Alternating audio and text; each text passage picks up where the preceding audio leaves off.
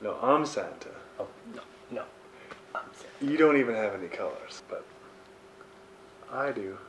I'm Santa. Fair enough. So, Arthur Christmas. Squigs? Tik Tak. We bring to you a Christmas movie, probably the only Christmas movie that's going to come to the theater. Or just even like festive movies, there's nothing really. Nothing that screams like, this is a holiday movie, go see it for the holiday reason. Which is something that's been the same theme for the past decade. Yeah, they really haven't had. I mean, we can re-release How the Grinch Stole Christmas. You could do that because I mean, didn't they do that? Yeah, a few they years did ago? that not too long ago. But it's just bringing something back. Like, this is new. I have to say, after watching Love Actually, which in my opinion is the only other Christmas movie that's come in this like span of like 20 years, British people are the only ones that can do a Christmas movie. If you want a holiday movie, give it to the Brit. Yeah, I mean, for me myself, I'd really have to think about it and really look back, but that just seems like a lot of work. Yeah. Okay, this is where we are wrong. We do have the Santa Claus. Fine. Those are the other ones, and the original Santa Claus with Tim The original one. is good. But Home Alone was like way long time ago. I don't think that counts. Don't even talk about Home Alone. So, there you go. British people, Christmas movies, do it right. Good. So yeah, so the story basically, I liked. It's very refreshing. Yeah. It's kind of neat. It kind of gives you this new take on Santa Claus. You know, we watched Santa Claus the movie with Tim the Toolman Taylor, otherwise known as Tim Allen.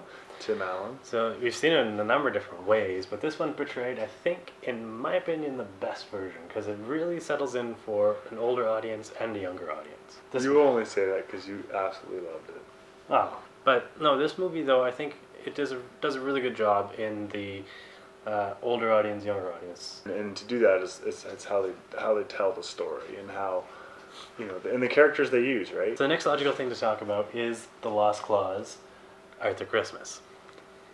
What clause? What kind of clause is that? The Lost Clause? Well, the clause. Oh, that's I see. word. You're leading into the. Oh, that's what you're doing. Okay, now go. Just totally destroy me from me. Clause. That's the word of the day. There should be a clause in this deal that we have going in here. C-A-U-S-E. C-A-U-S. But I need an L.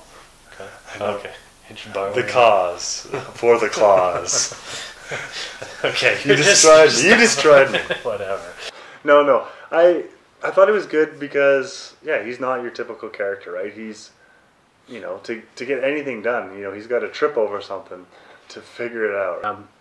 He's not flawless by any means, and to put him in a character as your main character is sometimes, I guess, gambling. But it pays off. He's a really likable character, something for the kids, but also something for an older generation. Well, what I liked about it too was, you know, kind of like the joy that he has throughout the movie or whatever. And then the fact is, he's not like this joyful, you know, airhead. Like he thinks. Yeah. He hears everything around him. Like he knows what's going on. He's just so freaked out by everything. Yeah, unlike Santa. Yeah, doesn't really know anything. He, if I could sum it up, is your boss or a big executive or director at whatever XYZ company that you're at that really can't do anything or doesn't do anything and ultimately relies on everybody else to do the work for them and make them look good.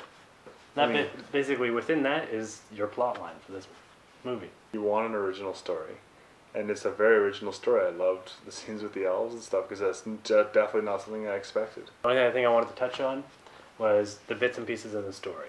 And by that, I mean the little bits that start off the movie. The movie starts off with like little comedy scores here and there, little quirks, little pieces. In somewhere in the middle, you get a bit of a drama stage to the story.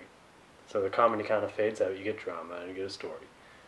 But in that, you're learning about all those quirks that were happening at the beginning, like all the little pieces that they put it together there, and then they keep going for the rest of the movie. Another thing I want to touch on, the trailer. The trailer really gives you nothing. Yeah. Like absolutely nothing, and I love that. Well, then you can't be disappointed. You know, you can't come out of the movie and you will say, oh, like all the funny parts. Yeah, exactly. Yeah, and that's you're what definitely I really right for that. Yeah. We really, once again, don't have any holiday cheer going on. Speak for yourself. Rating scale. What will you let it have? I'm going to let it have a 4. A 4. That's pretty good. A strong 4.